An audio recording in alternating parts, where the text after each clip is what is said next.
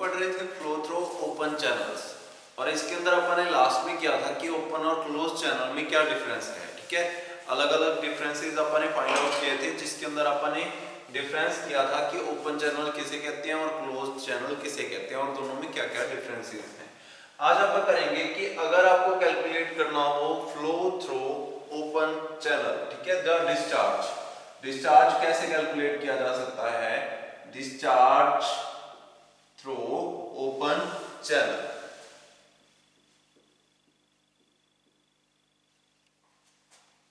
Open channel,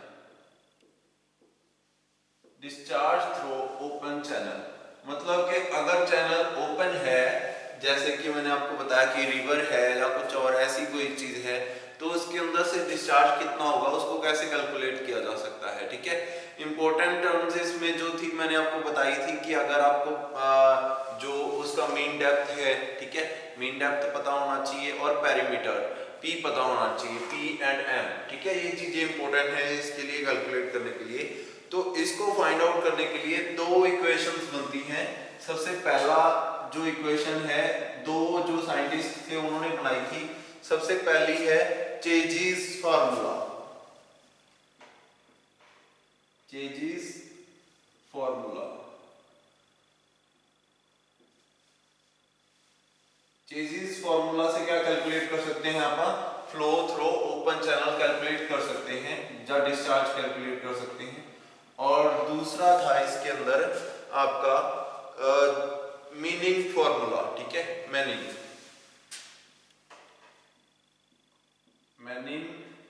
formula. तो Manning और chassis ये दो साइंटिस्ट थे जिन्होंने क्या बनाए थे, दो अलग अलग फॉर्मूलाज कैलकुलेट किए थे, जिससे आप क्या निकाल सकते हैं, कोई भी फ्लो का डिस्चार्ज कितना है ओपन चैनल के अंदर वो आप कैलकुलेट कर सकते हैं। ठीक है, सबसे पहले आप चेजिस फॉर्मूला के बारे में बात करते हैं।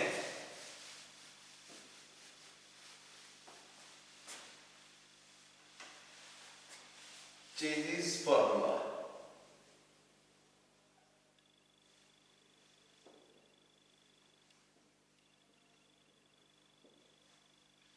जो चेजी थे ये एक साइंटिस्ट थे, ठीक है, एंटोनियो चेनिस। ठीक है, चेजिस, एंटोनियो चेजिस ये हुए हैं 1775 में इन्होंने ये डेरिवेशन ये खोज की थी कि अगर कोई ओपन चैनल है उसके थ्रू कितना डिस्चार्ज हो रहा है ये आप कैसे कैलकुलेट कर सकते हैं। ठीक है, तो इसके बारे में उन्होंने क्या लिखा था कि अगर आपको कैलकुलेट करना है सबसे पहले अपने को जो डिस्चार्ज होता है Q इज इक्वल टू आपको पता है A into V, area into velocity होता है। तो वेलोसिटी आप यहाँ पे कैसे कैलकुलेट कर सकते हैं, एरिया आपको पता ही होता है, किसी भी स्ट्रीम का किसी भी जो चैनल है उसका एरिया आपको पहले से पता होता है। उसके अंदर उसकी डेप्थ भी आपने नदियों के अंदर देखा होगा, बहुत जगह पे एक स्केल लगा रहता है। ठीक है, वो स्केल से आप ये कैलकुलेट कर सकते हो कि उसकी डेप्थ कितनी डेप्थ है, कितनी गहराई तक पानी उसमें पहुंच चुका है। ठीक है, तो वो डेप्थ उसके अंदर पता होती है आपको, तो आपको क्या कैलकुलेट करना है, सिर्फ उसकी वेलोसिटी कैलकुलेट करनी है। ठीक है, तो वेलोसिटी के लिए क्या फार्मूला होता है, velocity is equal to under root W divided by frictional factor. ठीक है, specific weight divided by coefficient of friction बोल सकते हो आप। ठीक है, specific weight divided by coefficient of friction into under root A divided by P। P यहाँ पे पेरीमीटर है, A क्या है, area, total cross sectional area of stream. ठीक है, इनटू I यहाँ पे क्या है, स्लोप। ठीक है, ध्यान देना, मैं आपको एक चीज बताता हूं, जो आपका ये होते हैं ओपन चैनल होते हैं, इनके अंदर क्या होता है, जो भी फ्लो होता है वो किसी प्रेशर के कारण फ्लूइड फ्लो नहीं करता। मैंने आपको बताया था वो क्यों करता है, ड्यू टू ए स्लोप।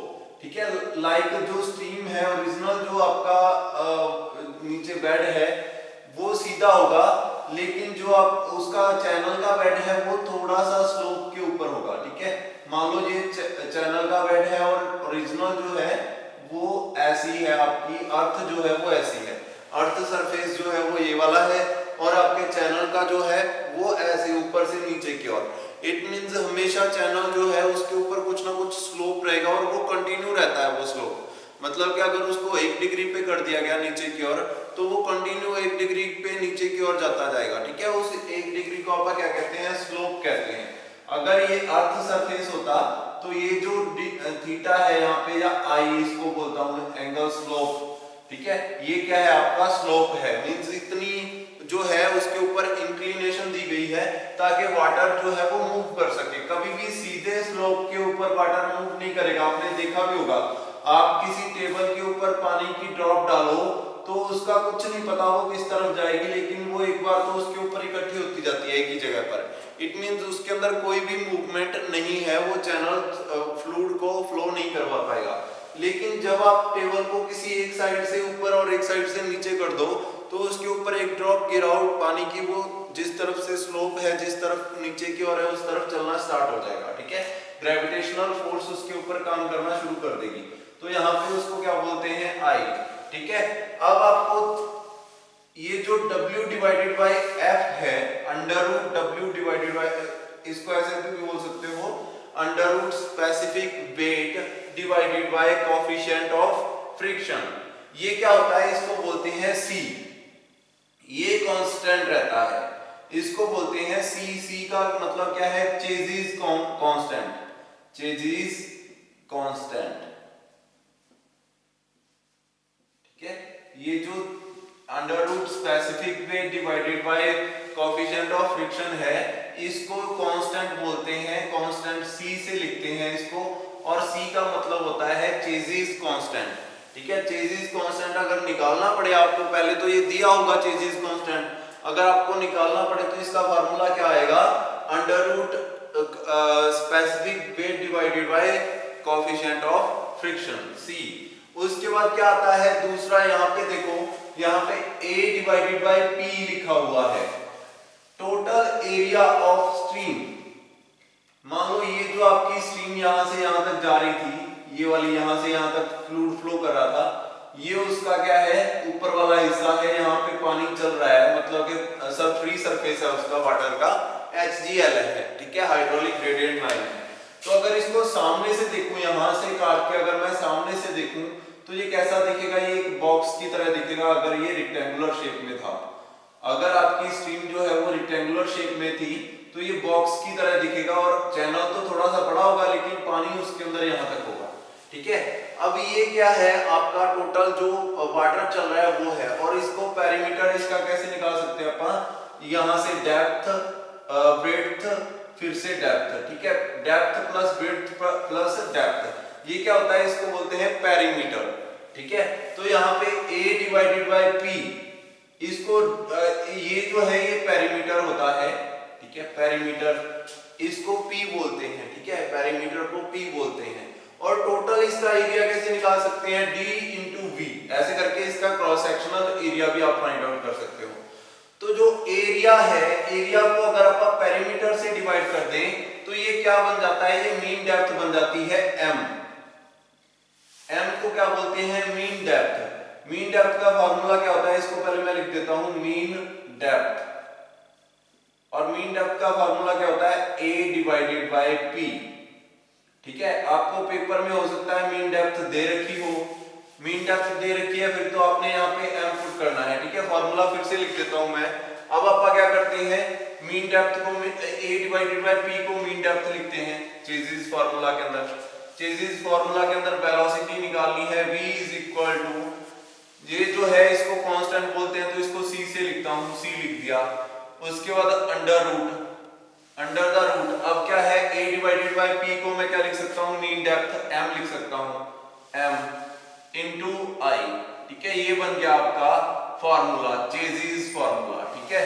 इसके अंदर अगर आपको डिस्चार्ज निकालना हो तो डिस्चार्ज कैसे फाइंड आउट कर सकते हैं, टोटल डिस्चार्ज, ये तो वेलोसिटी आ गई, total discharge is equal to area into velocity. Velocity का फार्मूला ये है, एरिया का फार्मूला ये ही होता है, मैंने लिख दिया A into C into under root MI, ठीक है। वेलोसिटी ऐसे निकाल सकते हो आप, और टोटल डिस्चार्ज ऐसे निकाल सकते हो, ठीक है। ये दोनों फार्मूलाज हैं ओपन चैनल के अंदर डिस्चार्ज फाइंड आउट करने के लिए, ठीक है। ऐसे आप डिस्चार्ज फाइंड आउट कर सकते हैं, ठीक है।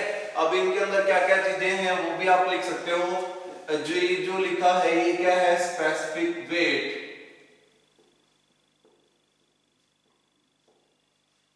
ऑफ वाटर, या लिक्विड कोई भी है, coefficient of friction F, coefficient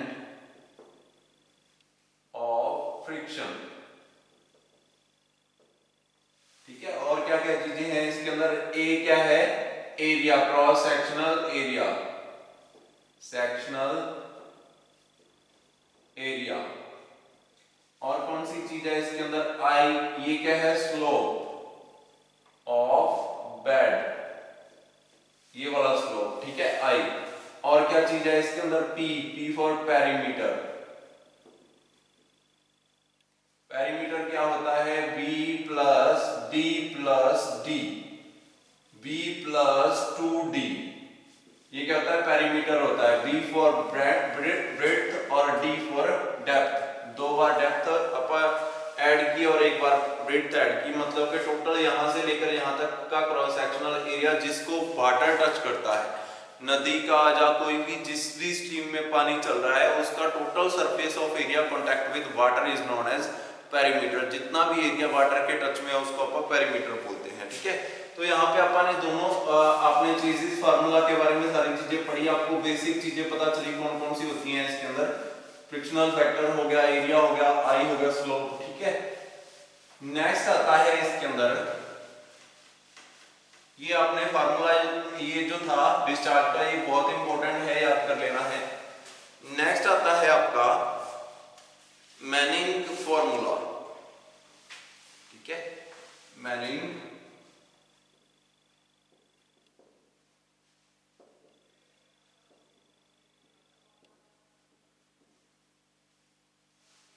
Manning's formula, ठीक है।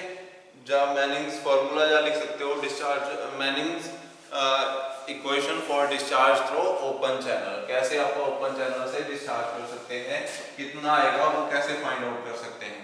तो डिस्चार्ज का फॉर्मूला सेम है, discharge is equal to area into velocity.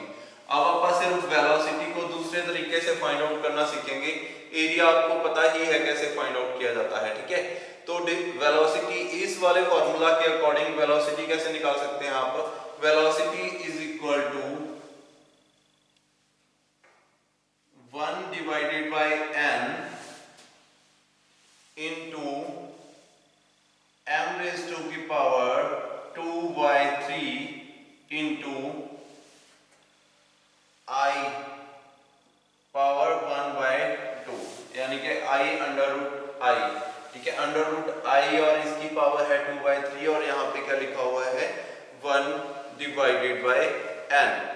ये जो है n क्या है, यहाँ पे n है Manning's constant, n is equal to Manning's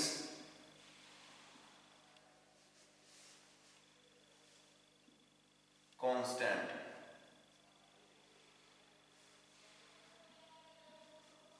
ठीक है, मैनिंग्स कांस्टेंट, ठीक है। मैनिंग का कांस्टेंट है n, उसने n कांस्टेंट बनाया हर एक फ्लो के लिए, ठीक है, और कहा कि अगर आपको यहाँ से डिस्चार्ज फाइंड आउट करना है तो आप n के हेल्प से आप ऐसे कर सकते हैं, हर एक फ्लो के लिए n कांस्टेंट रहेगा और 1 divided by n into m raise to the power 2/3 into i raise to the power 1/2 करके आप वेलोसिटी फाइंड आउट कर सकते हैं। और ऐसे ही अगर आपको डिस्चार्ज निकालना हो q, तो डिस्चार्ज का फार्मूला होता है a इंटू v, v की जगह पे ये वाली वैल्यू पुट कर देंगे तो a into 1/n into m raise to the power 2/3 into i raise to the power 1/2, ऐसे करके आप क्या निकाल सकते हो, टोटल डिस्चार्ज फाइंड आउट कर सकते हैं, ठीक है।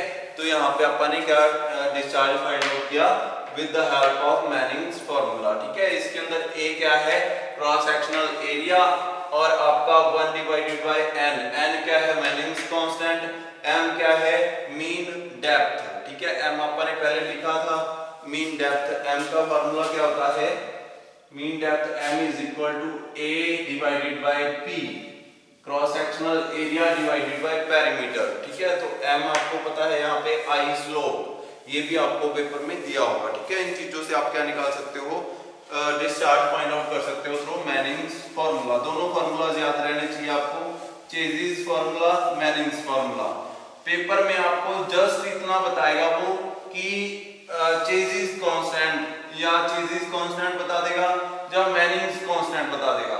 अगर तो मैनिंग्स कांस्टेंट बता दिया उसने तो आपने मैनिंग्स फार्मूला लगा के वैल्यूज पुट करके उसको डिस्चार्ज फाइंड आउट करना है। अगर उसने चेजिस कांस्टेंट दे दिया तो चेजिस फार्मूला पुट करके आपने उसकी डिस्चार्ज फाइंड आउट करना है, ठीक है। ऐसे आपने उसके अंदर फ्लो का कितना डिस्चार्ज है वो आपने फाइंड आउट करना है, ठीक है।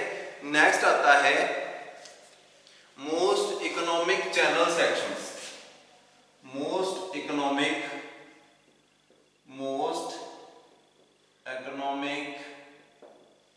Channel sections. सेक्शंस मतलब क्रॉस सेक्शंस, ठीक है। क्रॉस सेक्शंस किसी भी चीज का ऐसे करके आप उसको सामने से देख रहे हो काट के, तो किसी भी चैनल का क्रॉस सेक्शन सबसे अच्छा कौन सा होगा, कब वो जाके सबसे वैल्यूएबल होगा। ध्यान दो, आपने देखा होगा नदियां जो होती हैं, नदियां क्या करती हैं, खुद को अपने हिसाब से ढाला हुआ है उन्होंने, नदियों ने जितनी भी रिवर्स हैं जो पहले नेचुरल रिवर्स थी, नेचुरल नदियां थी, उन्होंने क्या किया था, खुद को अपने हिसाब से रास्ता बनाया था, ठीक है। जहां से उनको सही लगा वहां से रास्ता बना, मतलब कि सबसे आसान तरीके से और सबसे बढ़िया तरीके से उन्होंने रास्ता बनाया कि यहाँ से निकलना सबसे आसान है, ठीक है। तो उस कंडीशन में देखो कि नदियों ने जो रास्ता बनाया उन्होंने अपनी सहूलियत के हिसाब से सबसे अच्छा रास्ता बनाया जहां से सबसे ज्यादा पानी क्रॉस हो सकता है और सरफेस को सबसे कम हानि पहुंचे, ठीक है। क्योंकि उन्होंने अपने को बहुत ज्यादा वाइड कर लिया, बहुत ज्यादा दूरी तक फैला लिया, तभी तो वो पानी आसानी से बह सकता है उसके ऊपर। मतलब कि उसकी डेप्थ तो कम है, जो चौड़ाई है वो ज्यादा है। जितनी चौड़ाई ज्यादा है, डेप्थ कम है, उतना अच्छा पानी जो है वहां से क्रॉस कर रहा है, ठीक है। इट मींस वहां पे क्या है, सरफेस के टच में जितना कम आएगा उतना ही वाटर जो है वो क्या करेगा, अच्छे से फ्लो करेगा, उतना ही फ्लुएंटली वो फ्लो कर पाएगा उस रिवर के अंदर। तो जो नदियां नेचुरल नदियां थी उन्होंने अपने हिसाब को जैसे ढाला खुद को, वो बेस्ट था उनके लिए, ठीक है। अब अपने उसको क्या करना है, कंस्ट्रक्ट करना है इनटू ए लिमिटेड एरिया। अब अगर आप नदी कोई रिवर कोई डिजाइन करते हो तो आपके पास लिमिटेड एरिया है, क्योंकि सारा जो एरिया है वो कवर हो चुका है ऑलरेडी। वहां पे बिल्डिंग्स हैं, वहां पे खेत हैं, ठीक है। आप उसको एक्वायर नहीं कर सकते, आप उसके ऊपर कब्जा नहीं कर सकते। तो आपको लिमिटेड एरिया के अंदर उतनी ही चीजें डिजाइन करनी है जितनी वो रिवर्स ने आज से करोड़ों साल पहले खुद को कर लिया था, हजारों साल पहले, ठीक है। खुद को उन्होंने अपने हिसाब से ढाल लिया अपने। अब ऐसी ही नदी अगर डिजाइन करनी है तो आपको नदी या कोई स्ट्रीम, छोटे चैनल इरिगेशन पर्पस के लिए या किसी भी चीज के लिए, तो आपको कैसे डिजाइन करने होंगे उसके बारे में आपने पढ़ना है, ठीक है। तो उसका क्रॉस सेक्शनल एरिया कैसा होगा, नदी खुद को कैसे बनाती है, आपने देखा होगा नदी का जो चैनल होता है वो ऊपर से थोड़ा सा वाइड होता है और नीचे जाते जाते जाते जाते थोड़ा सा कम हो जाता है, ठीक है। ऐसे ही ऊपर से फिर से दूसरी तरफ से भी वाइड होता है। ऐसा क्यों होता है, मैंने आपको बताया कि जो मैक्सिमम फ्लो होता है वो कहां पे होता है, सरफेस के जस्ट नीचे। मैक्सिमम फ्लो सरफेस से जस्ट नीचे, उसके नीचे उससे कम, उससे नीचे उससे कम और सबसे नीचे सबसे कम फ्लो रहता है। इट मींस फ्लो जो हो रहा है वो ऊपर वाली सतह के ऊपर हो रहा है। तो जब यहाँ पे फ्लो ज्यादा हो रहा है तो कटाव यहाँ पे दोनों तरफ से, ठीक है, ज्यादा होएगा, उससे नीचे उससे कम होगा कटाव, उससे नीचे यहाँ पे फ्लो ज्यादा तेज, वहां पे ज्यादा कटाव, ठीक है। तो ऐसे करके नदियां खुद को ऐसे ढालती हैं उस हिसाब से, ठीक है। तो ऐसे ही उनका फ्लो जो है वो नेचुरली अच्छा हो जाता है और नीचे जो रेत दोनों तरफ से टूटती है, ठीक है, वो धीरे धीरे उसके बेड पे जमती जाती है, जिसके कारण जो सरफेस है उसका ऊपर होता जाता है और फ्लो जो है वो वाइड, चौड़ाई उसकी बढ़ती जाती है, ठीक है। ऐसे ही नदियां खुद को पहले बनाती गई। अब आप उनको कंट्रोल में रखने के लिए आप उनको चारों तरफ से बंद कर रहे हैं, कहीं कोई जो है उसको अलग अलग तरीके से अलग अलग उससे कंट्रोल करने की कोशिश कर रहे हैं, ठीक है। तो अपने को जो डिजाइन करना है वो लिमिटेड एरिया में करना है, तो कैसे आप सबसे बेस्ट जो है चैनल उसको डिजाइन कर सकते हैं उसके ऊपर है ये।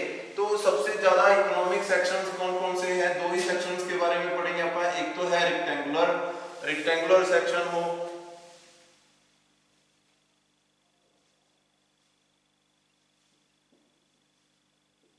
और दूसरा आएगा ट्रापेजॉइडल। ठीक है,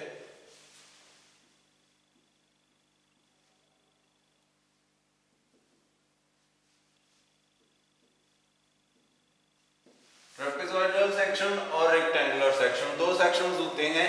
दोनों सबसे मेन डिजाइन यही चल रहे हैं, जो कि अपन नदियां जिनके ऊपर डिजाइन करते हैं सबसे इकोनॉमिक यही है। तो सबसे पहले अगर आप बात करें रेक्टेंगुलर सेक्शन की, तो सबसे इकोनॉमिकल वे कौन सा होगा इसको डिजाइन करने का, कब जाके ये सबसे बेस्ट होगा। बेस्ट मतलब कि इकोनॉमिक मतलब कि यहाँ पे जाके जो फ्रिक्शन है सबसे कम हो जाए, ठीक है, फ्लो सबसे अच्छा हो जाए। ठीक है, वैसे कोई भी तरीका बनाए अपन फ्रिक्शन को निल नहीं कर सकते, जीरो नहीं कर सकते, अपन ने जस्ट उसको कम करना है। तो कम करने के लिए आपको क्या करना होगा इसके अंदर, तो अगर आपका चैनल ये है तो उसके अंदर आपको मैक्सिमम क्रॉस सेक्शनल एरिया उसको देना है फ्लो को। ठीक है, मैक्सिमम क्रॉस सेक्शनल एरिया होगा तब जाके डिस्चार्ज जो है वो मैक्सिमम होगा। ठीक है, ऐसे ही जो चीजें आप ध्यान दो, मैंने आपको बताया था कि चेजिस फार्मूला यूज करते हैं आप फ्लो को कैलकुलेट करने के लिए। चेजिस फार्मूला क्या होता है, discharge is equal to area into C constant under root M into I. ठीक है, यही फार्मूला था अपना। यहाँ पे m क्या है, m मीन डेप्थ है। मीन डेप्थ का फार्मूला क्या होता है आपको पता है, मीन डेप्थ का फार्मूला क्या होता है, एरिया डिवाइडेड बाय पेरीमीटर, ये होता है मीन डेप्थ का फार्मूला। ठीक है, अब area divided by perimeter, perimeter का मतलब क्या है, यहाँ पे पेरीमीटर क्या होता है, ये वाला जो चारों तरफ का एरिया है, ये नीचे है यहाँ पे डेरिवेशन में। अगर ये ज्यादा होगा तो ऑब्वियस है डिस्चार्ज कम हो जाएगा। अगर पेरीमीटर को इंक्रीज कर दिया तो डिस्चार्ज कम हो जाएगा। अगर पेरीमीटर को डिक्रीज कर दिया, नीचे वाली चीज जो किसी भी इक्वेशन में नीचे जो होती है चीज, अगर मान लो यहाँ पे पेरीमीटर, ये ऊपर वाले को सारे को मैं मल्टीप्लाई करूं 10 आंसर आए और मैंने इसको 5 से डिवाइड कर दिया, नीचे 5 से डिवाइड कर दिया तो 2 रह गया डिस्चार्ज। अगर मैंने इसको 2 से डिवाइड किया तो 5 हो गया डिस्चार्ज। मतलब कि जितना पेरीमीटर कम रहेगा उतना ही डिस्चार्ज ज्यादा होगा। ठीक है, पेरीमीटर मतलब कि वो सरफेस जो कि वाटर के टच में है। तो सरफेस जितना वाटर के टच में कम होगा, वाटर का सरफेस जितना उसके जो उसकी सराउंडिंग है, जो उसकी वॉल्स है, उससे जितना कम टच में आएगा उतना ही डिस्चार्ज अच्छा होगा। ठीक है, बाकी सारी चीजें आप खुद से यहाँ से आप कैलकुलेट कर सकते हैं कि कैसे कैसे इक्वेशन बनती है, एरिया कांस्टेंट और पेरीमीटर। ठीक है, पेरीमीटर जितना कम रहेगा उतना ही अच्छा। और क्रॉस सेक्शनल एरिया ए ऊपर है ना, क्रॉस सेक्शनल एरिया, जितना ज्यादा क्रॉस सेक्शनल एरिया होगा उतना ही डिस्चार्ज ज्यादा होगा। यहां से आप कैलकुलेट कर सकते हैं। बहुत ही सिंपल सी बातें हैं कि अगर आपको क्वेश्चन आ जाए कि कैसे आप मैक्सिमम जो है डिस्चार्ज ले सकते हो, अगर तो क्रॉस सेक्शनल एरिया ज्यादा होगा तो डिस्चार्ज अपने आप इंक्रीज होगा। नदियों ने अपने आप को बड़ा कर लिया ना, वो क्यों बड़ा किया, ताकि क्रॉस सेक्शनल एरिया इंक्रीज हो जाए, जिसके कारण वो फ्लो फ्लुएंटली चल सके।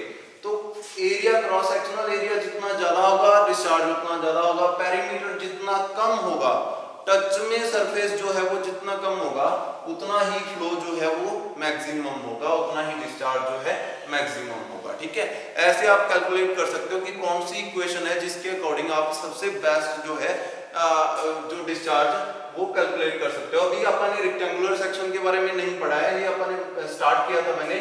अभी जस्ट आपको इकोनॉमिक सेक्शन बता रहा हूँ कि कैसे हो सकता है इकोनॉमिक सेक्शन। क्वेश्चन आएगा कि what are the economics criteria for economic section. Economic section के लिए सबसे अच्छा क्राइटेरिया कौन सा है, तो आपको लिखना है कि ये वाला फार्मूला लिख देना कि अगर पेरीमीटर कम हो, पेरीमीटर कम हो, ठीक है, तो क्या होगा, पेरीमीटर ज्यादा होगा तो डिस्चार्ज कम हो गया, अगर पेरीमीटर कम हुआ तो डिस्चार्ज ज्यादा होगा। ठीक है, पेरीमीटर जो है वो लो रहना चाहिए फॉर इकोनॉमिक चैनल, और एरिया, क्रॉस सेक्शनल एरिया ज्यादा रहना चाहिए, more area cross sectional area होगा तो डिस्चार्ज क्या होगा, अच्छा होगा। ठीक है, ये आपका क्राइटेरिया है फॉर इकोनॉमिक चैनल। ठीक है, अब अपन नेक्स्ट लेक्चर में दोनों पढ़ेंगे कि अगर रेक्टेंगुलर चैनल है तो उसके लिए अपन पेरीमीटर कैसे डिसाइड कर सकते हैं कि कितना होना चाहिए, डेप्थ कितनी कैसे डिसाइड कर सकते हैं, और उसके साइज कैसे, क्रॉस सेक्शनल एरिया कैसे डिसाइड कर सकते हैं। ठीक है, ये अपन नेक्स्ट लेक्चर में करेंगे। अब के लिए इतना ही, थैंक यू।